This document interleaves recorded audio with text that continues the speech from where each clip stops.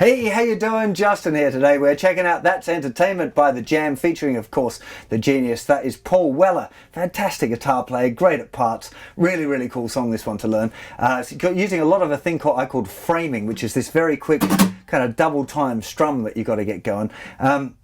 I do think originally that Paul Weller plays it using bar chords, but it sounds just right playing it using the capo at the 3rd fret, and it's a lot easier. So I'll show you how to do that, and if you're a big Paul Weller fan, you want to play it exactly like him, you just play the same stuff using bar chords. So let's start off by looking at the chords, because there's a few chords here that you might not be familiar with. The first one is the G chord, the first big chord. It's the 4-fingered G, okay? So we've got a capo here at the 3rd fret. And this will be 3rd fret, 2nd fret, open, open, 3rd fret, 3rd fret, relative to the capo, of course. So actually your 2nd finger will be in the 6th fret, but we're going to call that the 3rd fret, right? Because it's 3 above the capo. And that'll be 2nd finger, 1st finger, open, open, and then 3rd and 4th fingers on the thinnest 2 strings. It's quite a common way of playing G in kind of British pop music. You know, a lot of bands like Oasis and stuff use this kind of grip for the G. As well as the next chord, which is an E minor 7. Now all we need to do is move the 2nd finger from the thicker string, move it down to the 2nd fret of the 4th string. So we've got open, 2nd, 2nd, open, 3rd, 3rd, okay? That would be an E minor 7 chord. Sometimes I might refer to it as just an E minor if I'm singing along, but its proper name is an E minor 7, okay? You can quite clearly hear this note that the 3rd finger is on here in the original recording. Of course, Paul Weller's doing it with a bar, probably with his little finger like that. Yeah, you can really hear that note quite clearly. Sometimes it gets lifted off, but that's something we'll talk about a little later on in the riff if we want to get into embellishing it just like the record. The other chords we need is an A minor 7, which we're not going to play the thicker string, and then it's open, 2nd, open, 1st, open. So just like a regular normal A minor chord, but lift off the 3rd finger, and you end up with this A minor 7. And the last chord that we need is an F major 7th chord. Now it's actually really kind of with a C bass, what I'm going to show you here. We're going to start with the 3rd finger in the 3rd fret of the 5th string, little finger directly underneath, 3rd fret of the 4th string, 2nd finger down, 2nd fret, 3rd string, 1st finger down, 1st fret, 2nd string, and then open thinner string, okay? Not playing the thicker string, then 3rd fret, 3rd fret, 2nd fret, 1st fret, open. Now, technically, you should probably use your thumb to play the bass note as well, the bass note F. And if you've got the technique to be able to do that and you're used to putting thumb over to play bass notes, then by all means do that. It kind of sounds to me like that's not there on the recording. It sounds like it's being left to the bass player to play that bass note. I could be wrong. It's kind of difficult to be exact with that sort of thing, but that's what it sounds like to me. And actually playing it with the C bass note, I think it sounds really cool, you know. So, you know, it's up to you if you want to do that. The A minor, and when it goes to the F major 7, you can just play this F major 7 / C, which is the, you know, with the lowest note being the note C at the 3rd fret of the 5th string, or you can grab the thumb over and play that F bass note if you've got the technique that will enable you to do that. So that's all the chords. Now let's go through a really, really basic kind of strum along, just keeping it simple to 4 down strums to the bar, okay? So the intro is going the G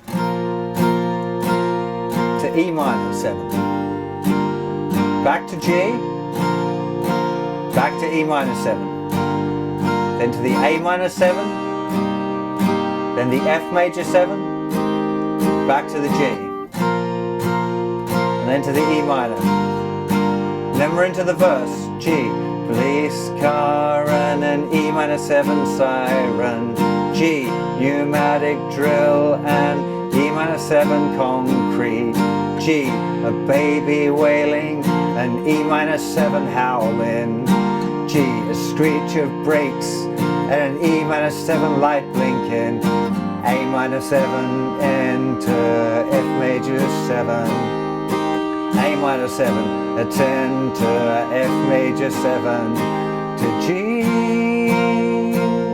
to back to E minor. Okay, the verse again. G for a bar, E minor 7, back to G, back to E minor 7, back to G, back to E minor 7. Okay, this is the 4th time now. We're going G to E minor 7. Then we've got a bar of A minor 7, bar of F major 7, bar of A minor 7 again, back to F major 7, and then we're back to our G, to the E minor 7. Okay, and it does the little link part there is different a few times in the song. But again, just listening, you've got to be listening to the original songs properly before you start playing them, you know, otherwise you don't know how it goes. But definitely at this point, what I'd recommend is playing along with the original song, using those chords, but just keeping the strumming real simple, okay? Because as soon as we start adding in this strumming pattern, this is a fairly intense strumming pattern, so you're going to need to practice it a little bit, I would assume. So, and the way that I'd recommend that you practice it is this muted, you know, wrapping the fingers all around, more than one thing. One finger you might end up getting some harmonics and stuff. So a few fingers, just grab right around and make sure that there's no notes ringing out when you strum. Now, I'm going to explain this little down, up, down thing for you first, this framing. Okay, so when we're strumming a normal way of strumming, this 1 and 2 and 3 and 4 and, okay, you can see that we're strumming down on the 1, 2, 3 and the 4 and on the up, right? 1 and 2 and 3 and 4 and 1 and 2 and 3 and 4 and. But what we want to do is on the and after 4, instead of doing an up strum, we're going to change that to another down strum. So we're going to have two down strums pretty quick in a row, followed by an up, and then we're going to have our down strum on beat 1 in the usual same place that it would be. I'm going to do it really slowly now. What I want you to watch for is the way that my hand moves twice as fast, but just for a bit, and then it comes back to normal. So here we got 1 and 2 and 3 and 4 and a 1 and 2 and 3 and 4 and a 1 and 2 and 3 and 4 and a 1, 2, 3, 4 and a 1, 2, 3, 4 and a 1, 2, 3, 4 and a 1, 3, 4 and a 1. And something that I really recommend that you practice is just doing that, getting used to it, because what you really want it to feel like is you're not kind of mixing it up, okay? Because you want that feeling like it's still moving the same way. It becomes more of like a kind of a flick feeling, but you've got to practice it nice and slow and carefully and get it right first. So just 1 and 2 and 3 and 4 and a 1 and 2, 3 and 4 and a 1, 2, 3, 4 and a 1, 3, 4 and a 1, 2, 3, 4 and a 1, 2, 3, 4 and a 1, 2, 3, 4. You want to sit and practice that quite a bit, right? It might seem a bit weird, but the more practice you do on that, especially doing it with a metronome or playing along with an original track or whatever, making sure that you're keeping good time, you know, it's really, really beneficial. And it does become kind of instinctive after a bit, you know, it becomes kind of automatic to get this little down and up thing, and it doesn't feel like you're losing your place with the strumming. I can't describe it any more than, you know, just practice it, and I'm sure you'll kind of feel what I mean after you've done it a bit. Now, the actual strumming pattern is a little bit more complicated than that, okay? So we're going to start at the beginning of bar 1, but remember, as we're cycling it, it's going to go down, up, down onto beat 1, okay? So the first bar, 1, 2, 3 and 4 and. Very, very simple. Down, down, down, up, okay? Down, down, down, up, down, down, down. Shouldn't cause too many problems, that. 1, 2, 3 and 4 and 1, 2, 3 and 4 and. Make sure you got that right first. Second bar, 1 and 2 and 3 and 4 and up. Okay, we got 1 and 2 and. So down, up. We're going to miss beat 3, up, down. That down's beat 4, and then we've got our little framing. Okay, so just the second bar, 1 and 2 and 3 and 4 and up. Again, 3, 4, 1 and 2 and 3 and 4 and up. Okay, down, up, miss, up, down, up. Okay, now I'm going to cycle those two bars together. It can be really helpful to write this down. Okay, I'm going to give you the count for the two bars. It'll be 1, 2, 3 and 4 and 1 and 2 and 3 and 4 and up. Okay, and then you use the letter A and to kind of the way that we write 16th notes. You don't get into panic over 16th notes. It's just this one little thing, and just call it an so it'll keep you in tune for later on when we learn proper 16th note counting. So let me do it now nice and slowly. If you want to play along, that'd be a really good idea. So we'd have 3, 4, 1, 2, 3 and 4 and 1 and 2 and 3 and 4 and a 1, 2, 3 and 4 and 1 and 2 and 3 and 4 and a 1, 2, 3 and 4, 1 and 2 and 3 and 4 and a 1, 2, 3 and 4 and 1 and 2 and 3 and 4 and a 1, 2, 3 and 4 and 1 and 2 and 3 and 4 and a 1, 2, 3 and 4 and 1 and 2 and 3 and 4 and a 1, 2, 3 and 4 and 1 and 2 and 3 and 4 and a 1, 2, 3 and 4 and 1 and 2 and 3 and 4 and a 1, 2, 3 and 4 and 1 and 2 and 3 and 4 and a 1, 2, 3 and 4 and 1 and 2 and 3 and 4 and 1,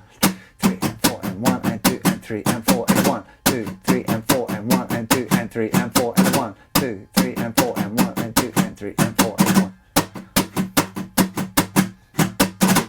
Okay, that's how I'd recommend that you practice it. Really work on doing that. The actual song is quite fast, right? When you first start trying to do this, practicing it nice and slow, and you go to play along with the track, it's like you'll be like, whoa, whoa, hang on, you know, where was I? Thought I was going well with this, you know. A couple of things that you can do. You can use a program like Transcribe to slow the original track down, which is a great way of really locking into the groove with stuff. Like Paul Weller's a master rhythm guitar player, so playing along with him will really help your time, as long as you're listening to him as well. When I'm practicing that kind of thing, I always make sure that I put my guitar slightly lower in the mix. So I'll turn the stereo up enough that I can only just hear my guitar. So I'm more listening to him, but I can hear if I'm not syncing with it or not. It's a really good way of working on what we call your time feel, you know, because it's not mathematically correct strumming. It's a little bit looser than that. It's a bit more human than that. And that's the best picked up by listening to records and playing along with records, I think. So once you've got that, then we've got to apply it to the chords, which is where it starts to get a little bit more fun. So on the G chord, we normally start with the little framing thing. So we'd have 1, 2, 3, 4, and a 1, 2, 3, and 4, and 1, and 2, and 3, and 4, and a 1, 2, 3, and 4, 1, and 2, and 3, and 4, and a 1, 2, 3, and 4, and 1, and 2, and 3, and 4, and a 1, 2, 3, and 4, and 1, and 2, and 3, and 4, 2, 3, and 4,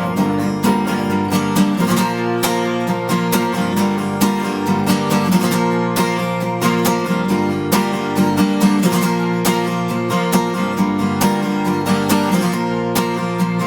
Now you really want to work on just that chord change first of all, and really trying to make it feel good. And I started just instinctively because I was just practicing it before. Started lifting off my third finger, and it's happening on the E minor. You're going 1 and 2 and 3 and 4. That's on the 1 and 2 and 3 and 4. The and 4 is where I'm lifting up my third finger. You can just hear it on the record slightly. It doesn't happen every time, but it happens enough times that it's kind of in my ear. 1, 2, 3 and 4 and 1 and 2 and 3 and 4 and 1, 2, 3, 4, 1 and 2 and 3 and 4, 2, 3, 4, 1 and 2 and 3 and 4, 1, 2, 3, 4. Okay, you don't have to do the lifting the third finger up there. It just kind of sounds right to my ears to do it that way. And that's the strumming pattern pretty much through the whole song, right? There's a few times where he puts extra frames in, but again, that will be up to you to listen to the original recording and decide that you wanted to put those extra ones in. And the one thing that changes a little bit, which I think is really cool, you can notice it on the video as much as you can hear it definitely if you listen out for it, but I first twigged watching one of the videos of Paul playing it, and in the last E minor of each verse bit, that's the lamp light blinking or the kick in the balls line, that last line of the verse before that's entertainment, instead of doing 1 and 2 and or any of this stuff, he starts doing all down strums, right? So the screecher breaks and the lamp light blinking. So just really, instead of 1 and 2 and 3 and 4, he goes 1 and 2 and 3 and 4 and all down strums. It really like, oh, gives it a bit of a, you know, gives it a bit of a kick in the butt, that doing that, you know, moving from regular up and down strums, which can be quite relaxed, to all down strums creates a whole bunch of energy and attitude. And playing stuff like Paul Weller, kind of a lot of the playing of the tune is trying to catch that that feeling and that attitude. The chords and the strumming in this case are a little bit complicated, but it's not that difficult. But to really play it right is, you know, it takes a little bit of courage and a bit, you've got to summon a bit of attitude up to be able to, you know, give it a bit. But definitely with a song like this, you know, it's good for different levels. You can play it kind of simply without adding in this little fancy framing thing, or you can fancy it up and start looking at these other little variations like lifting the third finger off. I really hope you dig on this tune. I think it's a fantastic song to play, really good for learning your framing technique, but a great song as well. I've got a few other Paul Weller lessons that you might like to check out as well. Please subscribe to my YouTube channel if you dig what I do, and go over to the website. There's hundreds, really hundreds, I think nearly 1,000 lessons up there for free now. So go and check it out, and I'll see you for plenty more very soon. You take care of yourselves. Bye-bye.